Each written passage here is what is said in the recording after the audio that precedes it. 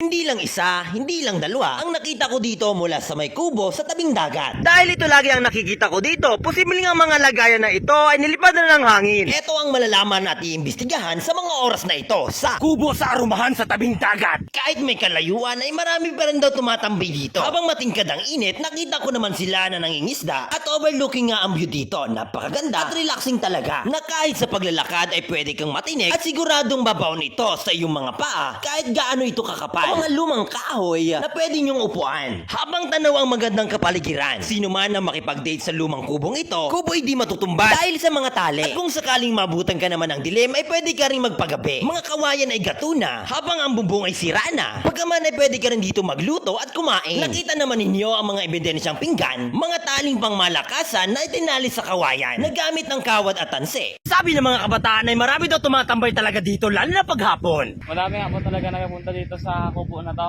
Sira-sira na po yun eh. Marami na pong mga kubo dyan doon banda. 4 po siguro. At sa gawing iyon ay natatanong ko naman ang isang lumang CR. Kung gusto naman nila itago, pwede sila dito sa loob. Sa pagbukas ko nga ng sirang pintong ito, nakita ko naman ang mga kakaibang bagay. Tulad ng gripong gatuna, mga ebidensyang nakakalat, kayo na makakapagsabi kung ano talaga yan. Ang karanasan ko dito sa loob ay masasabi kong talagang payapa. Pwede kang hindi makita dahil sa tagunga. Sa loob nga na ito at sa aking pagpasok, may mga ebidensya akong nakita. 2, 3, 4, sa baybayin ng dagat. At panglima, nawari na tumba na dahil sa lakas ng hangin na posibleng gawa ng dagat. At mula naman sa natatanaw niyong CR sa gawing iyon, Nabual na puno ng mangga, kubo'y nakatagilid na. Habang may nakita rin akong mga switch ng ilaw kung gusto mo namang buhayin. At maya-maya pa nga sa pagmamasid ng aking mga mata, nakita ko isang ebidensya. Grabe, nakakagulat talaga. Hindi mo akalain sa tabing dagat ay meron talaga. para makatipid, ang mga kubong ito ang nagsisilbing pahingahan ang bayan ng mga taong may mga kalokohan sa katawan. Sa ilang minuto pa nga ng pagtigil ko dito, Tunguhin naman natin ang pangalawang kubo. ang mga gatong kubong ito ay malaki ang pakinabang. Lalo na ngayong summer, napakainit ng panahon, masarap din humigop ng sabaw ng buko. Ngayon ay nakapulot na naman ako ng isang ebidensya sa buhanginan. Dahil sa lakas ng hangin, posible na lilipad na ng hangin ang mga pabalat nito. Kaya malaki talaga yung pagkukulang ating investigasyon. Sa may arumahan tabing dagat, spotted isang ebidensya. Habang sa pangatlong kubo naman ay hindi naman ako nabigo, agad naman akong merong nakita. Posibleng dito rin ang galing, ito rin ginawa. Dahil ito lagi ang nakikita ko dito, posibleng ang mga lagayan na ito ay nilipad na ng hangin. Ito ba ang tamang panahon para sabihin na ang mga Pinoy ay sadyang matipid? Pakaganda talaga ng mga pwesto nila ito sa may arumahan. Dahil malakas ang hangin, pinuntahan ko sa tabing dagat isang lumang bahay. Napakahusay talaga mag-drawing ng mga Pinoy dahil wala namang paglagyan ng kanilang talento sa pader na lang nila ginagawa. Nakakalungkot mang isipin na ang bahay na ito ay nasunog. Bagaman ito ay may second floor, mapapansin mo at makikita mo talaga sa iyong mga mata, mga gamit ay sira at sunog na, pati sa may sala at sa kusina. Dito nga sa pagpasok ko sa loob, hanggang pagpunta ko sa may kwarto, bakas talaga dito ang sunog. Maaring ang apoy ay hindi agad naapula kahit ito ay nasa tabing dagat. Napakainit talaga ng panahon ngayon, kaya ang mga tao ay pumupunta sa mga dalampasigan o dagat man.